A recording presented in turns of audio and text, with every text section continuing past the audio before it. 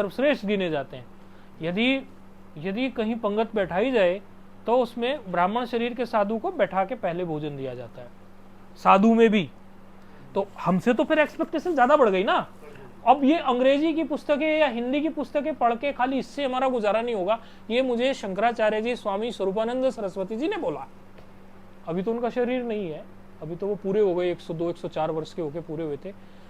उन्होंने मुझे वृंदावन में बोला, मुझे क्या किया जाए, बोले संस्कृत पढ़ो। मैंने कहा बड़ा कठिन काम नहीं, पढ़ाई तो छोड़ के ही आए थे, इंजीनियर थे, पढ़ाई तो की थी इतनी सारी। अब वो सारी पढ़ाई छोड़ के सोचा था तो फक्कड़ बाबा हो गए हो, यहाँ फिर से घुसा दिया। अब गुरु आज्ञा हो गई, भाई संतों ने कही है तो गुरु आज्ञा हो गई, गुरुजनों ने कही है बात, चलो जी पढ़ो। अब लेके आया, किताब लेके आया, खुद से पढ़ना चालू करूं, कुछ कुछ करूं, बात नहीं बनी। काशी में रहा, मजा नहीं आ रहा, लग रहा है पंडित पढ़ा रहे हैं, काशी के पढ़ा रहे हैं, पंडित पढ़ा रहे हैं, ऐसे पढ़ा रहे हैं, वैसे पढ़ा रहे हैं, मजा नहीं आया। ऐसे करते करते मैंने कहा कोई सन्यासी महात्मा पढ़ाएगा मुझे तो पढ़ूंगा, नहीं तो नहीं पढ़ूंगा। मतलब जो बिल्कुल सन्यासी हो, ऐसा सा हो, साधु संत, मतलब किसी से घर में रहते रहते पंडित जी से मैं नहीं पढ़ूंगा। मतलब कोई पंडित जी, जैसे काशी में तो पंडित बहुत है ना। तो ऐसे करते करते मैं पहुंच गया। और समस्या क्या थी उस समय जब पढ़ाई शुरू की, आप लोग तो मुझे अभी देख रहे हो, और समस्या ये थी उस समय मैं इतना पकड़ रहता था कि मैं बिल्कुल फटे हाल टाइप से रहता था, एकदम फटे हाल टाइप से। कहीं गंगा किनारे सो गया, कहीं भी हो गया ऐसा। घर से सब कुछ तो छोड़ के चला था।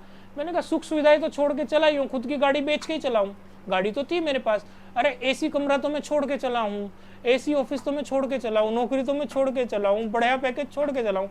अब सुविधाओं से मैं क्या करूँ, अब तो मुझे थोड़ा सा वो टफ लाइफ जीनी चाहिए। तो ऐसे करके मैं कहीं गंगा किनारे सोता था, कहीं भी सोता था मैं, गंगा किनारे इधर उधर। और ये धोती तो अच्छी है, वो समय तो मैंने 200 रुपए की धोती ली थी, और झीनी झीनी सी अंदर बाहर दिखे टाइप की, और नीचे एक बांधी, ऊपर एक बांधी, उसी में से फाड़ के ऐसे में रहता था उस टाइम पे। तो गुरुजी जो मुझे पढ़ाते थे संस्कृत, अब रोज मुझे पढ़ा रहे हैं। अब 2 दिन उन्होंने पढ़ाया, तीसरे दिन मेरे से पाठ सुनने लगे, मैं सुना ही नहीं पाया। तो कहने लगे भाई तू वैसे तो तेरा बैकग्राउंड जो पता चल रहा है बहुत पढ़ाई लिखाई वाला है, लेकिन तू तो ये तो नहीं कर पा रहा है। अब मैं उनको क्या बताऊं कि गुरुजी मैं जाता हूँ यहाँ से तो गंगा किनारे कहीं रहता हूँ, मुझे पढ़ने का माहौल ही नहीं मिलता जाके, भाई मेरे पास कोई कमरा नहीं है, कुछ नहीं है, पढ़ूंगा कैसे गंगा किनारे। कई लोग तो सुल्फाई पी रहे हैं, सूत रहे हैं, कई लोग बोल बम कर रहे हैं, कई लोग कुछ कर रहे हैं, मैं पढ़ूं कैसे, मुझे कुछ जगह ही नहीं मिल रही है। ऐसे मैंने कुछ नहीं कहा उनसे।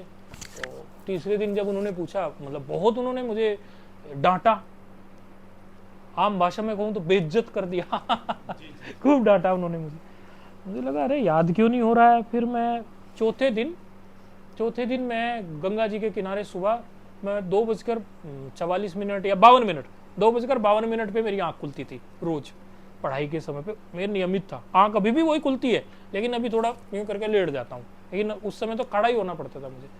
तो स्नान आदि करके वो जो स्नान आदि के जो स्थान थे वो भी सार्वजनिक थे, वहां से निकला, जाके मैं गंगा जी के पे जो स्ट्रीट लाइट सी नहीं लगी रहती गंगा जी के ऊपर बड़ी ऊंची सी, उसके नीचे जाके बैठ गया। मैंने गंगा मैया या तो आज मुझे कुछ याद करवा दो, नहीं तो मैं इधर ही समाधि ले लूंगा, फिर अब बहुत हो गया, मतलब अब नहीं होगा। तो मैंने पुस्तक खोली, वो जो थी संस्कृत की मेरी, तो उसमें जो पहले जो अल्फ़ाबेट्स हैं संस्कृत के, जैसे हमारे इंग्लिश में ABCDEFGH है, ऐसे संस्कृत के जो अल्फ़ाबेट है वो मैंने रटना चालू किया। अ ई उंग री ऋक ए ओंग ऐ ओ छाया व रट लण यम गण नम जबाया गाढ़ द जबा गाढ़ दस कप चट चट तव कपाया छस सर हल इति महेश्वराणी सूत्राणी। मतलब ये भगवान महेश्वर यानी शिव जी के डमरू से निकले थे। पाणिनि जी ने क्या किया था कि पाणिनि जी तपस्या करने बैठ गए थे कि मुझे कुछ ऐसा निकालना है जो सबके लिए हो। तो तपस्या करने के लिए वो बैठ गए, तो भगवान शिव जी प्रकट हो गए, उन्होंने डमरू बजाया, और उनके डमरू से जो ध्वनि निकली डमरू की, देखो इस ध्वनि में भी कुछ शब्द हैं, लेकिन कैच तो इसको समाधि अवस्था में किया जा सकता है ना। ऐसे डमरू की ध्वनि में भी शब्द होते हैं, उन्होंने डमरू बजाया, उस डमरू की ध्वनि से उन्होंने अल्फाबेट्स निकाले संस्कृत के। अ ई उन री ऋक ए ओंग ऐ ओ छाया व रट लण यम गण नम जबया गाढ़ दस जब गाढ़ दस खप चट चट तब कपया शस सर। इसी से पूरी ग्रामर पूरी बन गई। इसी से 4000 उन्होंने फॉर्मूलाज बनाए इन 14 माहेश्वर सूत्र ने। ये 14 है, 14 है। इन्हीं माहेश्वर सूत्रों से आज पूरा विश्व के बड़े बड़े वैज्ञानिक इस बात को लेकर हैरान है कि 14 अल्फाबेट्स में से इतने फॉर्मूलाज कैसे निकाले जा सकते हैं। और फॉर्मूलाज वो ऐसे ढंग के हैं, जब तक कोई आदमी ग्रामर नहीं पढ़े उसे पता नहीं चलता कि व्यक्ति कहता है, मैं ये समझता था actually I was a mathematics student, फिर कंप्यूटर साइंस का हुआ, और कंप्यूटर साइंस में एक एल्गोरिथम सब्जेक्ट होता है, तो एल्गोरिथम सब्जेक्ट थोड़ा टफ होता है, और मुझे लगता था इससे टफ तो क्या ही होगी व्याकरण। और जब मैंने पढ़ना शुरू किया मेरे दिमाग के परखच्चे उड़ गए, मैंने कहा इतना वास्ट, इतनी डीप है इसमें, इतनी डीप है, आप जितने चाहो उतने नए शब्द बना सकते हो संस्कृत का सहारा लेके, और एक से एक अद्भुत शब्द आप गढ़ सकते हो यदि आप संस्कृत के ज्ञानी हो।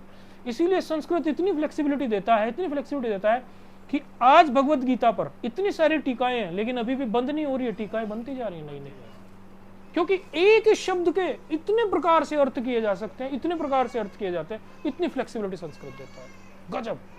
तो तब मुझे पता चला पाणिनि जी का मस्तिष्क क्या था। फिर जाके मैंने उनको सुनाया गुरुजी को, मैंने कहा गुरुजी आज तो मैं रट लाया बस। फिर मेरी गंगा मैया की कृपा से गाड़ी चढ़ गई संस्कृत में, फिर तो ऐसी गाड़ी चढ़ी, ऐसी गाड़ी चढ़ी कि जो मेरे साथ पढ़ते थे मैंने उनको पढ़ाना शुरू कर दिया। फिर सब वो लोग कहने लगे आप पर गंगा मैया की कृपा है, हम तो पढ़ ही नहीं पा रहे थे, आपने पढ़ाना शुरू कर दिया। मैंने कहा बस जो भी है, संस्कृत पढ़ी, उसके बाद जो 6 फिलॉसफी है इंडियन, जिसमें योग है, पतंजलि का योग है, सांख्य है, कपिल मुनि का सांख्य है, न्याय है, ये वाला न्याय नहीं, लॉ वाला, एक दूसरा न्याय है। जितने भी शास्त्रार्थ होते हैं काशी में, यदि आपको न्याय की नॉलेज नहीं है तो आप शास्त्रार्थ नहीं कर सकते। एक नमूना दिखाता हूं, जैसे यहां मैंने कोई घड़ा रखा है जमीन पर, तो इसको हिंदी में हम कहेंगे कि ये घड़ा है, जमीन पर घड़ा रखा है, ऐसा। इंग्लिश में इसको बोल देंगे कुछ कि भाई ये ऐसे घड़ा रखा है, संस्कृत में इसका कुछ और ट्रांसलेशन कर देंगे। लेकिन इसी बात को यदि न्याय की भाषा में हम बोलना चाहेंगे तो वो नाक को ऐसे नहीं पकड़ना होगा, वो ऐसे करके पकड़वाएंगे नाक को।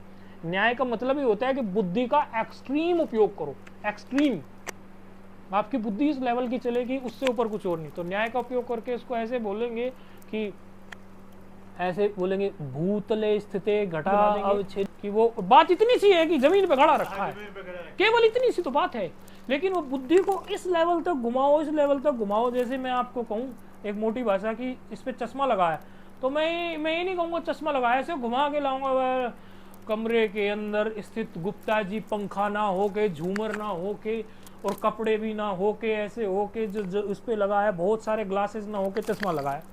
बात तो इतनी सी कही, लेकिन बुद्धि को इस लेवल तक घुमाओ, इस लेवल तक घुमाओ, खूब तेज हो जाए। न्याय को एक्चुअली इसीलिए बनाया गया था। तो काशी में जो शास्त्रार्थ होते हैं, यदि आपको न्याय की नॉलेज नहीं हो, सर्वाइव नहीं कर सकते। तो गुरुजनों ने कहा बेटे इसे भी पढ़ो। मैंने कहा अब मुझे पूरा घिस ही दोगे क्या, जीवन मेरा ऐसे नहीं, पढ़ो अब तो। वो पढ़ा, फिर न्याय से मिलता जुलता एक शास्त्र होता है वैशेषिक, वो पढ़ा। मुझे वर्षों लग गए इस यात्रा में, वर्षों। पूर्व मीमांसा 80,000 मंत्र हैं, जितने भी कर्म कांड है आपके वो पूर्व मीमांसा के अनुसार होते हैं। हवन में कौन सी आहुति क्यों कैसे डाली जाती। अभी पंडित लोग, कई लोग होते हैं ना, तो उनको कई बार ये पता नहीं होता कि गुरुजी तो उस तरीके के पढ़े हुए हैं, वो तो वही सोचते हैं कि शायद वही गुरुजी होंगे अगड़म तगड़म स्वाहा वाले। मतलब वो बहुत से तो ऐसे ही होते हैं ना जो पढ़ाई लिखाई पे, मतलब सभी तरह के हैं, हम बुराई नहीं करते, लेकिन हमने तो डीप स्टडी भी किया, तो पंडितों को पता नहीं होता। अभी किसी भक्त ने हमें बुलाया, तो उसको बैठ जाओ बच्चों, बैठ जाओ, बैठ के और अच्छे से सुन पाओ प्लीज, हाँ बैठ जाओ बहुत अच्छे से, फिर आपके दिमाग में भी बात अच्छे से जाएगी ना बेटा। तो उन्होंने मुझे बुलाया, तो उसको रुद्री कराना था, रुद्राभिषेक। मैंने कहा ब्राह्मण को बुला लो, हम भी बैठे हैं। हम बैठ गए चुपचाप, आपके यूट्यूब पे वो भी वीडियो पड़ा हुआ है। ये ब्राह्मण वाली बात काट देना, इसमें से बाद में है, बेचारों को कहीं ब्राह्मण ही सुनता हो, उनको बुराई लगेगी अपनी। तो हमने कहा कि ये रुद्री जो है इन्होंने कर दी आपकी, हम चुपचाप उनकी रुद्री सारी देख रहे थे, लेकिन ब्राह्मण को हमने कुछ नहीं कहा। ब्राह्मण चला गया, जाने के बाद में वो ब्राह्मण की प्रशंसा करने लगे। मैंने कहा हाँ बहुत अच्छे थे, हमने भी कहा बहुत अच्छे थे, वास्तव में अच्छे थे, लेकिन यहाँ वो त्रुटि कर गए इस पॉइंट पर। अब वो चक्का हो गए, बोले तुम्हें पता नहीं है क्या, गुरुजी ने पूर्व मीमांसा भी पढ़ रखी है, गुरुजी को कर्म कांड की भी नॉलेज है, वो अलग बात है, वो बताते किसी को नहीं है। मैंने कहा यहाँ इस पॉइंट पे वो यदि ऐसे करते तो और अच्छा होता है। तो वो भी हमने पढ़ा, तो उसका बेनिफिट। अब कई बार कई बालक होते हैं तो ज्योतिष, और गुरुजी बोले अरे कोई पूछने लग गया कुछ कभी, मैंने गुरुजी मुझे ज्योतिषाचार्य तो नहीं बनना है, मैं तो एक ब्रह्म जिज्ञासु हूँ, केवल एक ब्रह्म द्वितीयो नास्ति, उसी परमात्मा में लीन रहना चाहता हूँ। बोले आना सब चाहिए, आप उपयोग करो ना करो, हथियार सारे होने चाहिए। ज्योतिष भी सिखा दिया उन्होंने, गुरुजनों ने बड़ी कृपा हुई, ज्योतिष भी सीख के फिर छोड़ छाड़ दिया। मैंने कहा लोगों को बताया ही नहीं कि हमसे ज्योतिष आता है, फिर लोग आने लगते हैं, फिर वो ज्योतिषाचार्य ही नाम पड़ जाएगा हमारा। फिर हम जो ब्रह्म योगी महाराज श्री हैं, जिनका ब्रह्म ही एक योग है, वहां से वो ज्योतिषाचार्य बन जाएंगे। कोई कर्मकांडी समझने लगेगा, कोई हमें न्याय पढ़ा है तो न्यायिक समझने लगेगा। हमने सब पढ़ा है और उसको प्रैक्टिकल भी किया है, खूब सारी चीजें। तो फायदा ये हो गया कि अच्छा है भी परंपरा यही एक्चुअली।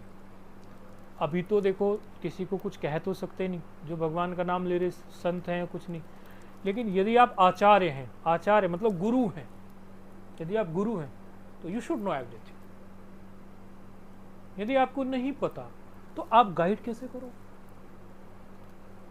मुंडक उपनिषद में इसके लिए एक मंत्र आता है, उसमें कहते हैं तद विज्ञानार्थ, उस परमात्मा को जानने के लिए, तत् माना उस, यानी कि उस परमात्मा को, तद विज्ञानार्थ गुरु